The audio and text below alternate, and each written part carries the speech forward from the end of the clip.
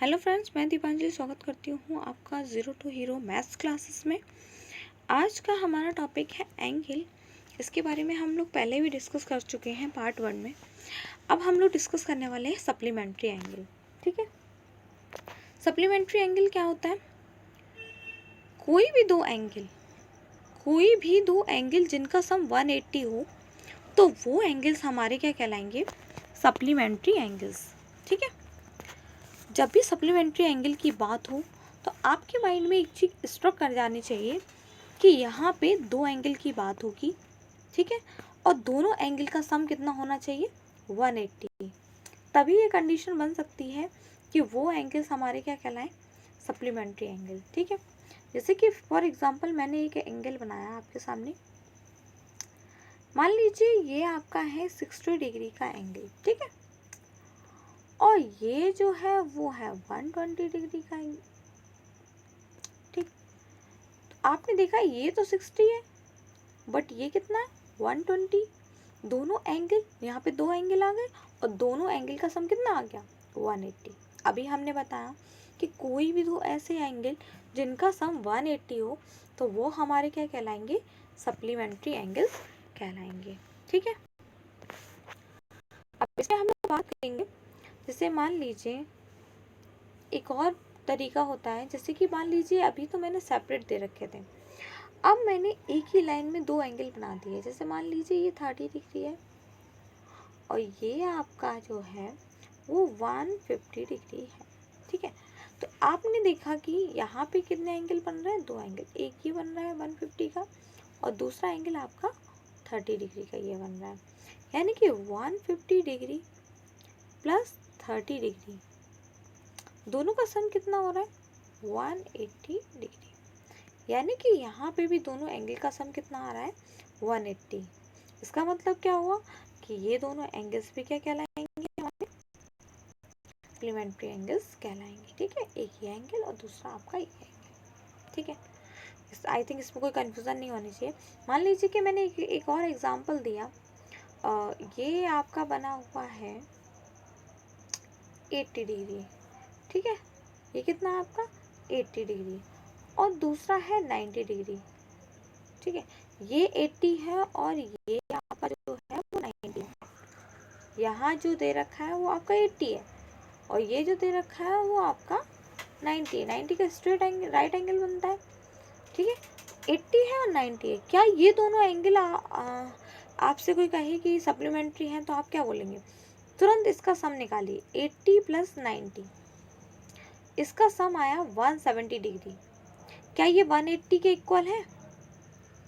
नहीं, ये 180 के इक्वल नहीं है। अगर ये 180 के इक्वल नहीं है तो ये सप्लीमेंट्री एंगल नहीं है। ठीक, एक और एग्जांपल ले लेते हैं हम लोग। जैसे मान लीजिए ये दे रखा है आपका 60 डिग्री और यहाँ दे रखा है आपका 92 डिग्री। जरा बताइए 60 और 92 कितना हुआ? 60 डिग्री प्लस 92 डिग्री। ठीक है, ठीक से बनाते हैं। जैसे मान लीजिए हमने लिया 60 डिग्री और दूसरा एंगल हमने ले लिया थोड़ा सा 100 ले लेते हैं, 100। तो यहाँ पे 60 डिग्री प्लस 100 डिग्री, टोटल कितना हुआ हमारा? 160 डिग्री। तो क्या ये सप्लीमेंट्री एंगल है? नहीं। क्यों नहीं है? क्योंकि ये 180 के इक्वल नहीं है। ठीक है, supplementary angle I think clear हो गया होगा। नेक्स्ट हम लोग डिस्कस करते हैं कुछ इंपॉर्टेंट पॉइंट्स के बारे में जो एग्जाम्स में मोस्टली क्वेश्चंस के अंदर दे रखे होते हैं, जिनको हम लोग जज नहीं कर पाते हैं। अगर हमें चीज़ें पता नहीं होती हैं तो हम जज नहीं कर पाते हैं। तो यहाँ इंपॉर्टेंट पॉइंट्स में हमारी बात स्टार्ट होती है यहाँ से। कहाँ से? जब दो पैरेलल लाइंस को एक तिर्यक रेखा कट करती है, यानी कि जब दो पैरेलल लाइंस को एक ट्रांसवर्सल लाइन कट करती हुई जाती है, जैसे कि इसमें फिगर में दिख रहा है, उसको मैं थोड़ा सा हाईलाइट करके बनाती हूँ। जैसे मान लीजिए दो पैरेलल लाइन और एक तिर्यक रेखा कट करती हुई जा रही है, फिगर में बना रखा है ना। तो जब ये कंडीशन आती है क्या कि दो पैरेलल लाइंस, पहली लाइन का नाम M है, दूसरी वाली का N है, और ये जो कट करती हुई जा रही है ये L है। जब दो पैरेलल लाइन को कट करती हुई अगर तीसरी रेखा जाती है तो कुछ कंडीशंस आ जाती हैं। पहली कंडीशन की कॉरस्पॉन्डिंग एंगल इक्वल हो जाते हैं। कब? जब दो पैरेलल लाइंस को एक तिर्यक रेखा कट करती हुई जाती है। दूसरी कंडीशन अल्टरनेट इंटीरियर एंगल बराबर हो जाते हैं, और तीसरा होता है वर्टिकली अपोजिट एंगल इक्वल हो जाते हैं। तो पहले, सबसे पहले हमारा है कॉरस्पॉन्डिंग एंगल। चलो पहले इसी के बारे में बात कर लेते हैं, ठीक है। जैसे कि मान लीजिए कि आपके पास दो पैरेलल लाइंस दे रखी है और इस तरीके से हमने बनाना है। हमने देखा कि ये वाला एंगल और ये वाला एंगल, ये 30 है और ये भी 30 है। तो यहाँ कौन सी, आपको क्या लग रहा है कि कौन सी प्रॉपर्टी लगी है? ये है आपकी कॉरस्पॉन्डिंग एंगल। समझ गए? जैसे मान लीजिए कि यहाँ पे, और सबसे पहली चीज़ यहाँ पे बस हमें ये याद ध्यान रखना है कि यहाँ क्या बनना चाहिए? एफ बनना चाहिए। तो हमने देखा ऑलरेडी एफ बन रहा था, तो सीधी बात है कि ये एंगल आपस में क्या होंगे? इक्वल होंगे। ठीक है। एक और देखिए, जरूर नहीं है इस साइड अपोजिट एफ भी बनता है तब भी एंगल क्या होंगे? इक्वल होंगे। अगर ये 40 डिग्री है या 150 डिग्री है, सीधी बात है ये थोड़ा सा बड़ा दिख रहा है, तो सीधी बात है ये आपका एंगल ग्रेटर है। तो ये अगर 150 डिग्री है तो ये एंगल भी 150 डिग्री होगा। समझ गए? एफ बनना चाहिए सबसे बड़ी चीज। आप देखो कुछ एफ यहाँ भी बन रहा है, तो ये भी एंगल क्या होंगे? इक्वल होंगे। ये वाले एंगल आपस में इक्वल हो जाएंगे। और भी देखो, और भी कहीं कुछ बन रहा है, यहाँ जस्ट हम अपोजिट देखो, ये साइड ये भी एफ बन रहा है ना, एफ इक्वल ABCD में जो एफ आता है ना, वो वाला एफ देखो बन रहा है ना अपोजिट। तो ये वाला एंगल और ये वाला एंगल भी आपस में क्या होंगे? इक्वल होंगे। किस प्रॉपर्टी से? कॉरस्पॉन्डिंग एंगल प्रॉपर्टी से। ठीक है। अब हम सेकेंड वाले पे बात करते हैं। यहाँ पे भी वही कंडीशन कि दो पैरेलल लाइन को एक तिरछी रेखा कट करती हुई जाती है। तो उसने हमसे क्या बोला कि अल्टरनेट इंटीरियर एंगल इक्वल हो जाते हैं। अब अल्टरनेट इंटीरियर एंगल में हमने बता दें पहले आपको कि ये वाला एंगल है, ये वाला एंगल दे रखा है आपका 40 डिग्री, मान लो 40 डिग्री, ठीक है। और ये वाला भी एंगल कितना है? 40 डिग्री। भाई ये दोनों एंगल इक्वल किस लिए हुए? जरा देखो ध्यान से, Z बन रहा है। जहां पर भी Z बन जाए तो समझ लो कौन सा एंगल होगा? Alternate interior angle. ये देखो Z बन रहा है। अपोजिट भी बन सकता है, ऐसा नहीं है कि हमारा सिंगल इसी तरीके से बनेगा। ये देखो, ये अपोजिट भी बन सकता है, ठीक है। तो सीधा Z बने या उल्टा Z बने, समझ लीजिए कि अल्टरनेट इंटीरियर एंगल ही बनेंगे। यहाँ मोस्टली जो कॉरस्पॉन्डिंग एंगल है वो 4 इस तरह की कंडीशन, दो पैरेलल लाइन की कंडीशन में, और अल्टरनेट इंटीरियर एंगल यहाँ पे दो पेयर बनते हैं, दो पेयर। ठीक है, ध्यान रखना। जब तो पैरेलल लाइन को एक तिरछी रेखा कट करती है, फिर तीसरी कंडीशन आ गई। अब क्या होगा?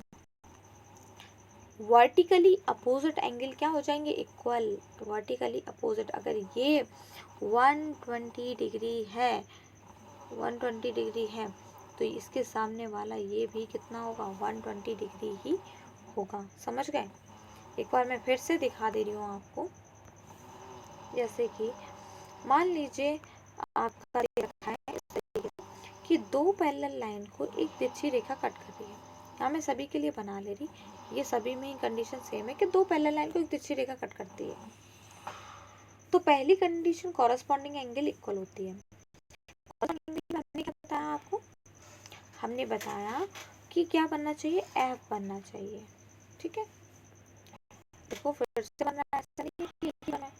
जस्ट अपोजिट चलेंगे हम, तो यहाँ देखो, यहाँ भी बन रहा है। देखो कैसा बन गया। फिर से बना देते हैं इसको। दो पैरेलल लाइन बनाई, एक तिरछी रेखा, ठीक है। अब यहाँ भी हमारी कंडीशन क्या है? हमने बताया था यहाँ क्या बनना चाहिए? एफ बनना चाहिए, ठीक है। यहाँ मैंने बताया था Z बनेगा, और यहाँ मैंने बताया था X बनेगा। यानी कि क्या होगा, ये जो एंगल है वो किसके इक्वल हो जाएगा, इस वाले के। ये जो एंगल है वो बराबर हो जाएगा इस वाले के, ये एंगल इसके इक्वल हो जाएगा। अगर ये आपका 70 डिग्री है तो इसके सामने वाला भी 70 डिग्री होगा। अगर ये आपका 40 डिग्री है तो ये भी 40 डिग्री होगा। अगर ये 30 डिग्री है तो ये भी आपका 30 डिग्री ही होगा। समझ गए आप लोग कि इसमें क्या कंडीशंस आ रही थी, कॉरस्पॉन्डिंग ऑफ वर्टिकल, ठीक है। तो कॉरस्पॉन्डिंग में अब आप लोग समझ जाएंगे कौन से एंगल होंगे। जैसे कि मैं नंबर दे दूँ, ये 1 है, ये 2 है, ये 3 है, ये 4 है। अब आप बताओ कि कौन सा एंगल किसके इक्वल होगा कॉरस्पॉन्डिंग में। अभी और भी बताने पड़ेंगे, और भी बनाने पड़ेंगे, तब आप बता पाएंगे।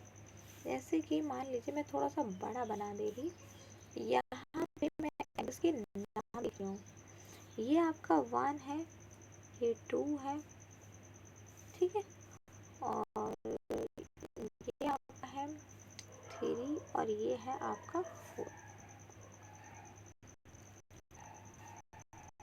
ठीक है, और ये है आपका 5, ये है 6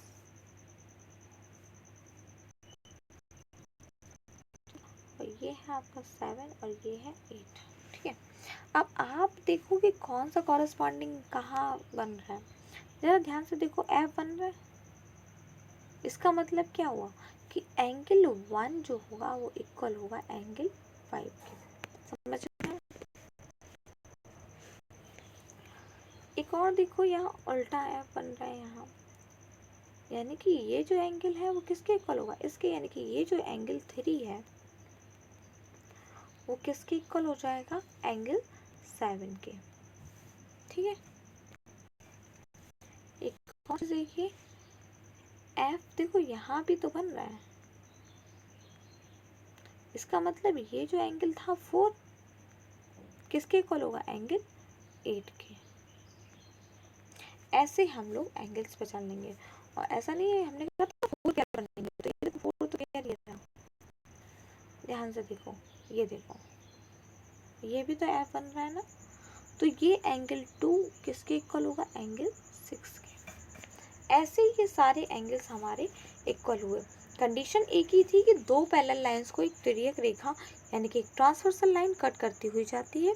तो यहाँ पे ये सारी कंडीशंस अराइज हो जाएंगी, ठीक है।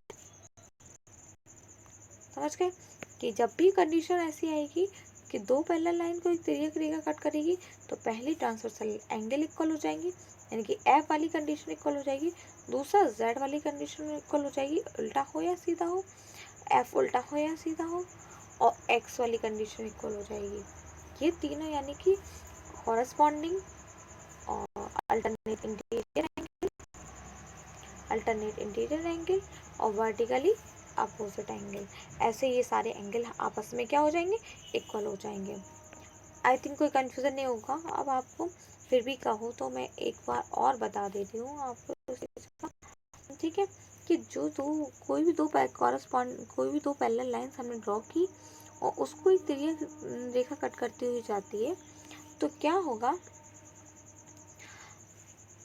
तो कुछ कंडीशंस में कि इसके कॉरस्पॉन्डिंग एंगल यानी कि एफ जहाँ बन रहा है वो आपस में क्या हो जाएंगे, इक्वल हो जाएंगे। ये अगर 70 है तो ये कितना होगा बताइए, 70 डिग्री ही होगा। समझ गए ना। ऐसी कंडीशन एक और बन जाती है आपकी, यहाँ भी ऐसी मैंने बताई कितनी बन सकती है वो मैंने आपको दिखा दिया। तो ये वाली किसके इक्वल हो जाएगा, इसके इक्वल हो जाएगा, ठीक है। ऐसे आपका वर्टिकली अपोजिट अल्टरनेट इंटीरियर में सेम कंडीशंस है, ठीक है। आई थिंक आपको बहुत अच्छे से क्लियर हो गया होगा। अगर आपको कोई कन्फ्यूज़न है तो आप कमेंट बॉक्स में डालिए, मैं आपको फिर से समझा दूँगी या दोबारा से वीडियो अपलोड कर दूँगी, ठीक है। Okay, thank you for watching.